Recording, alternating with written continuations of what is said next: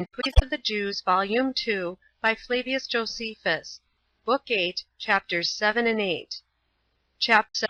How Solomon grew rich, and fell desperately in love with women, and how God, being incensed at it, raised up Ader and Jeroboam against him. Concerning the death of Solomon. About the same time there were brought to the king from the Aurea Chersonesus, a country so called, precious stones and pine trees, and those trees he made use of for supporting the temple and the palace, as also for the materials of musical instruments, the harps and the psalteries, that the Levites might make use of them in their hymns to God. The wood which was brought to him at this time was larger and finer than any that had ever been brought before. But let no one imagine that these pine trees were like those which are now so named, and which take that their denomination from the merchants, who so call them, that they may procure them to be admired by those that purchase them. For those we speak of were to the sight like the wood of a fig tree, but were whiter and more shining. Now we have said thus much, that nobody may be ignorant of the difference between these sorts of wood, nor unacquainted with the nature of the genuine pine tree. And we thought it both a seasonable and a humane thing, when we mentioned it, and the uses the king made of it, to explain this difference so far as we have done. Now the weight of gold that was brought him was 666 talents, not including in that sum what was brought by the merchants, nor what the toparchs and kings of Arabia gave him in presents. He also cast 200 targets of gold, each of them weighing 600 shekels. He also made 300 shields, every one weighing 3 pounds of gold, and he had them carried and put into that house which was called the Forest of Lebanon. He also made cups of gold and of precious stones for the entertainment of his guests, and had them adorned in the most artificial manner. And he contrived that all his other furniture of vessels should be of gold, for there was nothing then to be sold or bought for silver. For the king had many ships which lay upon the sea of Tarsus. These he commanded to carry out all sorts of merchandise unto the remotest nations, by the sale of which silver and gold were brought to the king, and a great quantity of ivory, and Ethiopians, and apes. And they finished their voyage, going and returning, in 3 years' time. Accordingly, there went a great fame all around the neighboring countries, which proclaimed the virtue and wisdom of Solomon, insomuch that all kings everywhere were desirous to see him, as not giving credit to what was reported, on account almost incredible. They also demonstrated the regard they had for him by the presents they made him, for they sent him vessels of gold, and silver, and purple garments, and many sorts of spices, and horses, and chariots, and as many mule carriages as they could find proper to please the king's eyes by their strength and beauty. This addition that he made to those chariots and horses which he had before from those that were sent him, augmented the number of his chariots by above 400, for he had 1,000 before, and augmented the number of his horses by 2,000, for he had 20,000 before. These horses also were so much exercised, in order to their making a fine appearance and running swiftly, that no others could, upon their comparison, appear either finer or swifter, but they were at once the most beautiful of all others, and their swiftness was incomparable also. Their riders also were a further ornament to them, being, in the first place, young men of the most delightful flower of their age, and being eminent for their largeness, and far taller than other men. They had also very long heads of hair hanging down, and were clothed in garments of Tyrian purple. They had also dust of gold every day sprinkled on their hair, so that their heads sparkled with the reflection of the sunbeams from the gold. The king himself rode upon a chariot in the midst of these men, who were still in armor, and had their bows fitted to them. He had on a white garment, and used to take his progress out of the city in the morning. There was a certain place about 50 furlongs distant from Jerusalem, which is called Etham, very pleasant it is in fine gardens, and abounding in rivulets of water. Thither did he use to go out in the morning, sitting on high in his chariot. Now Solomon had a divine sagacity in all things, and was very diligent and studious to have things done after an elegant manner. So he did not neglect the care of the ways, but he laid a causeway of black stone along the roads that led to Jerusalem, which was the royal city, both to render them easy for travelers, and to manifest the grandeur of his riches and government. He also parted his chariots, and set them in a regular order, that a certain number of them should be in every city, still keeping a few about him. And those cities he called the cities of his chariots. And the king made silver as plentiful in Jerusalem as stones in the street; and so multiplied cedar trees in the plains of Judea, which did not grow there before, that they were like the multitude of common sycamore trees. He also ordained the Egyptian merchants that brought him their merchandise to sell him a chariot, with a pair of horses, for 600 drachmae of silver, and he sent them to the kings of Syria, and to those kings that were beyond Euphrates. But although Solomon was become the most glorious and the best beloved by God, and had exceeded in wisdom and riches those that had been rulers of the Hebrews before him, yet did not he persevere in this happy state till he died. Nay, he forsook the observation of the laws of his fathers, and came to an end no way suitable to our foregoing history of him.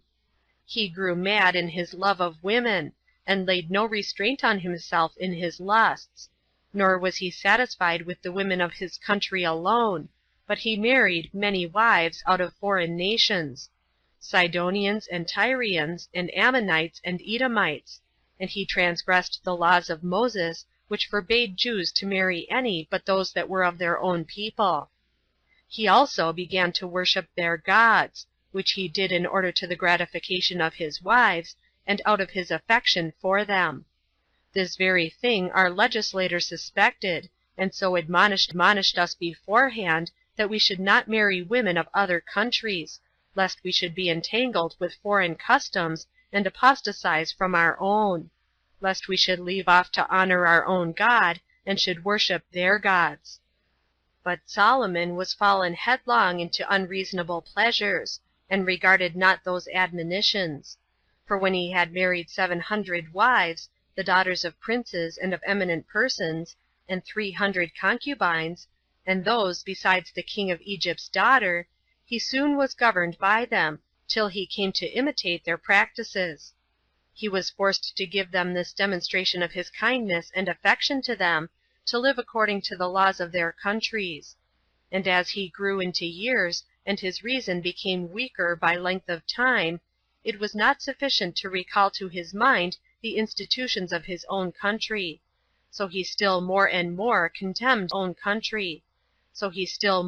more contemned his own God, and continued to regard the gods that his marriages had introduced. Nay, before this happened, he sinned, and fell into an error about the observation of the laws, when he made images of brazen oxen that supported the brazen sea, and the images of lions about his own throne; for these he made, although it was not agreeable to piety so to do; and this he did, notwithstanding that he had his father as a most excellent and domestic pattern of virtue, and knew what a glorious character he had left behind him because of his piety towards God.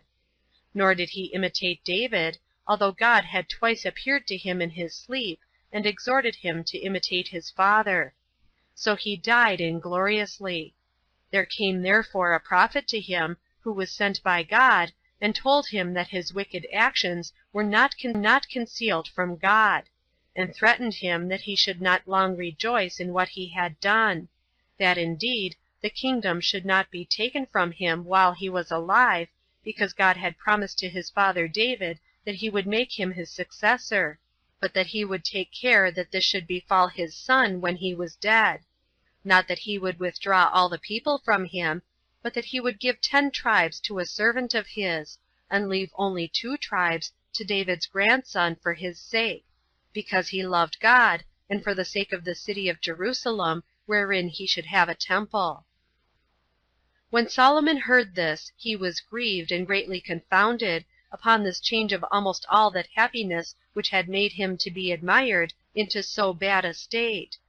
Nor had there much time passed after the prophet had foretold what was coming before God raised up an enemy against him, whose name was Ader, who took the stock of the Edomites and of the blood royal.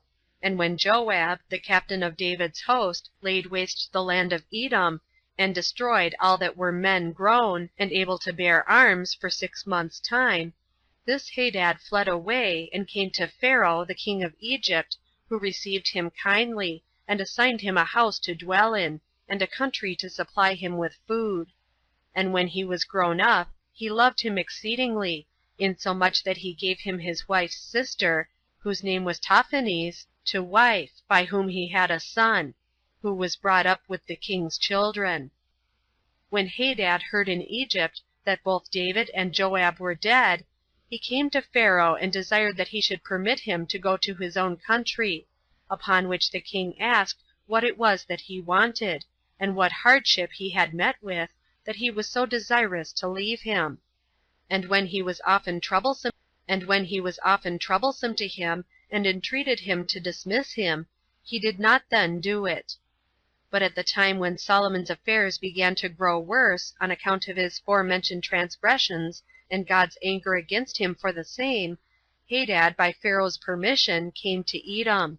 And when he was not able to make the people forsake Solomon, for it was kept under by many garrisons, and an innovation was not to be made with safety, he removed thence, and came into Syria, where he lighted upon one Rezon, who had run away from Hadadezer, king of Zobah, his master, and was become a robber in that country, and joined friendship with him, who had already a band of robbers about him. So he went up and seized upon that part of Syria, and was made king thereof. He also made incursions into the land of Israel, and did it no small mischief, and spoiled it, and that in the lifetime of Solomon. And this was the calamity which the Hebrews suffered by Hadad. There was also one of Solomon's own nation that made an attempt against him, Jeroboam the son of Nebat, who had an expectation of rising from a prophecy that had been made to him long before. He was left a child by his father, and brought up by his mother. And when Solomon saw that he was of an active and bold disposition, he made him the curator of the walls which he built round about Jerusalem. And he took such care of those works that the king approved of his behavior, and gave him, as a reward for the same, the charge of the tribe of Joseph. And when about that time Jeroboam was once going out of Jerusalem, a prophet of the city Shiloh, whose name was Ahijah, met him and saluted him. And when present, he rent the garment he had on into 12 pieces, and bid Jeroboam take 10 of them, and told him beforehand that, "This is the will of God. He will part the dominion of Solomon, and give one tribe, with that which is next it, to his son, because of the promise made to David for his succession, and will give 10 tribes to thee, because Solomon hath sinned against him, and delivered up himself to women, and to their gods. Seeing therefore thou knowest the cause for which God hath changed his mind, and is alienated from Solomon, be thou righteous, and keep the laws, because he hath proposed to thee the greatest of all rewards for thy piety, and the honor thou shalt pay to God, namely, to be as greatly exalted as thou knewest David to have been." So Jeroboam was elevated by these words of the prophet; and being a young man, of a warm temper, and ambitious of greatness, he could not be quiet. And when he had so great a charge in the government, and called to mind what had been revealed to him by Ahijah, he endeavored to persuade the people to forsake Solomon, to make a disturbance, and to bring the government over to himself. But when Solomon understood his intention and treachery, he sought to catch him and kill him. But Jeroboam was informed of it beforehand, and fled to Shishak, the king of Egypt, and there abode till the death of Solomon; by which means he gained these 2 advantages, to suffer no harm from Solomon, and to be preserved for the kingdom. So Solomon died when he was already an old man, having reigned 80 years, and lived 94.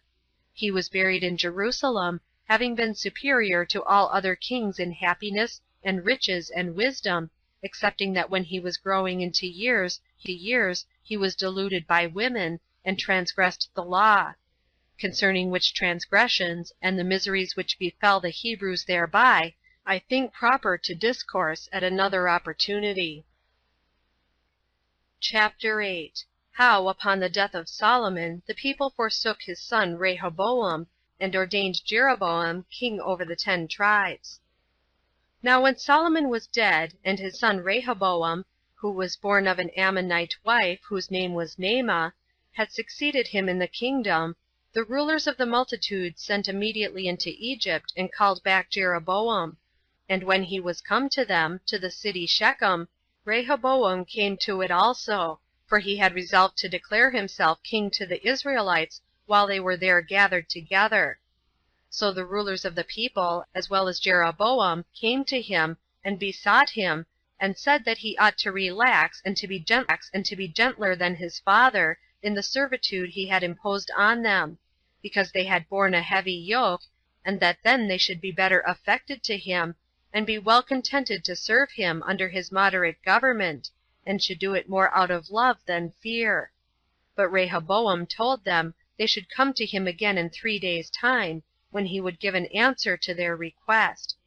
This delay gave occasion to a present suspicion, since he had not given them a favorable answer to their mind immediately; for they thought that he should have given them a humane answer offhand, especially since he was but young. However, they thought that this consultation about it, and that he did not presently give them a denial, afforded them some good hope of success. Rehoboam now called his father's friends, and advised with them what sort of answer he ought to give the multitude; upon which they gave him the advice which became, and those that knew the temper of such a multitude. They advised him to speak in a way more popular than suited the grandeur of a king, because he would thereby oblige them to submit to him with good will, it being most agreeable to subjects that their kings should be almost upon the level with them.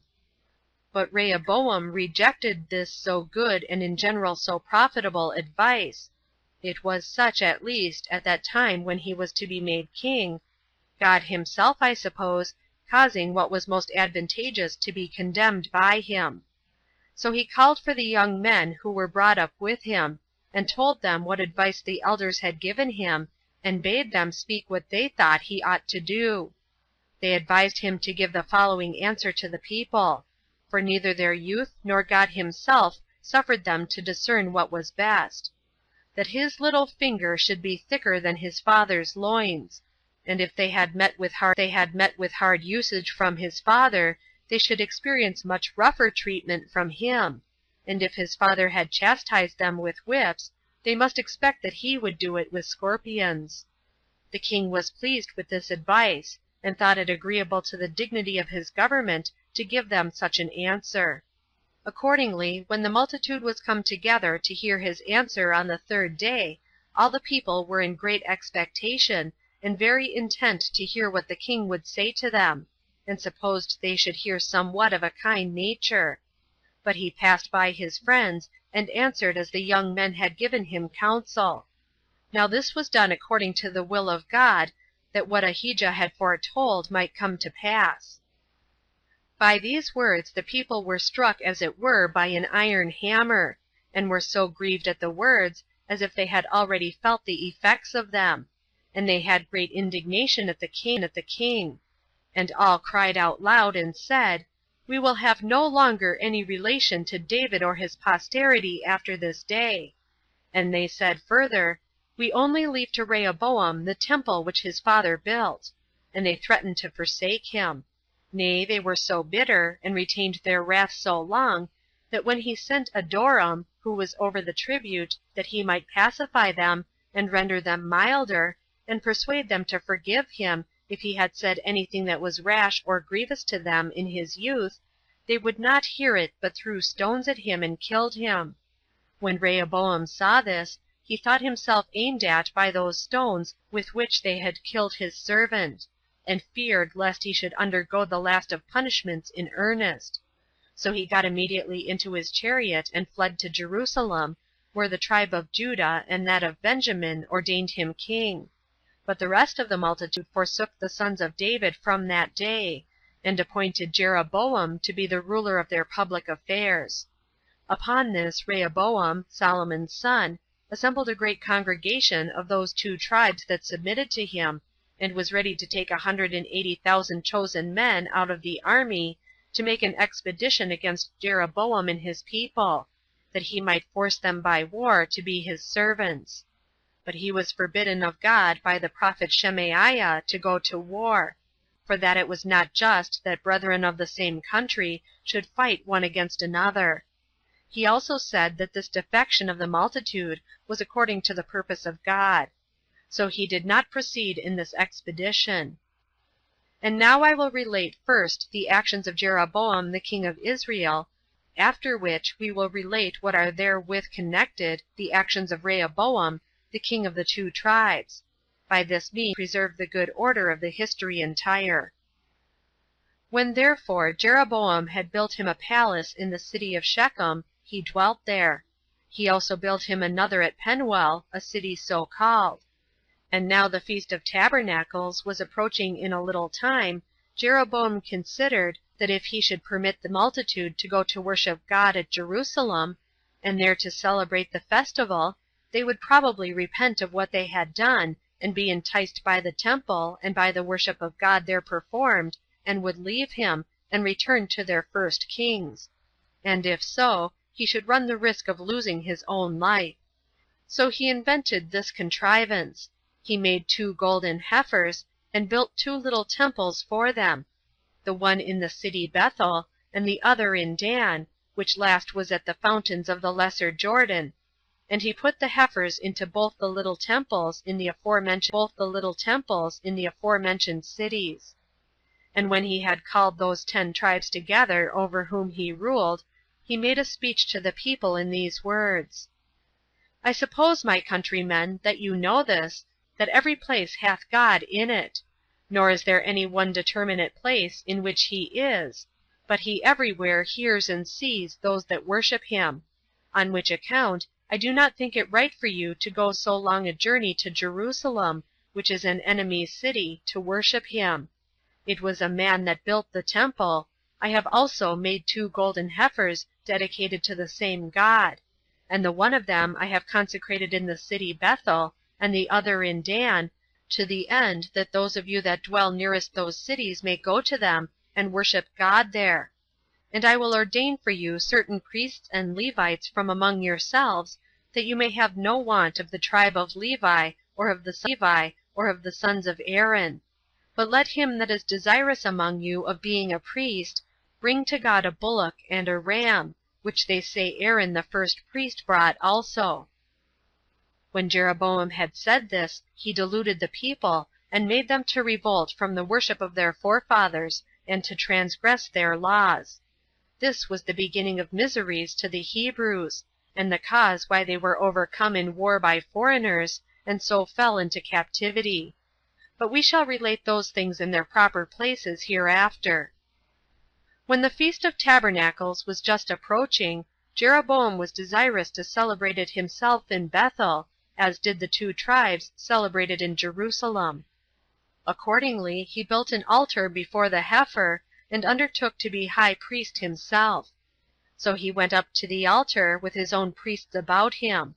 But when he was going to offer the sacrifice, a prophet, whose name was Jadon, was sent by God, and came to him from Jerusalem, who stood in the midst of the multitude, and in the hearing of the king, and directing his discourse to the altar, said thus: God foretells that there shall be a certain man of the family of David, Josiah by name, who shall slay upon thee those false prophets that shall live at that time, and upon thee shall burn the bones of those deceivers of the people, those impostors and wicked wretches. However, that this people may believe that these things shall so come to pass, I foretell a sign to them that shall also come to pass. This altar shall be broken to pieces immediately, and all the fat of the sacrifices that is upon it shall be poured upon the ground. When the prophet had said this, Jeroboam fell into a passion, and stretched out his hand, and bid them lay hold of him. But that hand which he stilled, and he was not able to pull it in again to him, for it was become withered, and hung down, as if it were a dead hand. The altar also was broken to pieces, and all that was upon it was poured out, as the prophet had foretold should come to pass. So the king understood that he was a man of veracity, and had a divine foreknowledge, and entreated him to pray to God that he would restore his right hand. Accordingly the prophet did pray to God to grant him that request. So the king, having his hand recovered to its natural state, rejoiced at it, and invited the prophet to sup with him. But Jadon said that he could not endure to come into his house, nor to taste of bread or water in this city, for that was a thing God had forbidden him to do; as also to go back by the same way which he came, but he said he was to return by another way. So the king wondered at the abstinence of the man, but was himself in fear, as suspecting a change of his affairs for the worse from what had been said to him.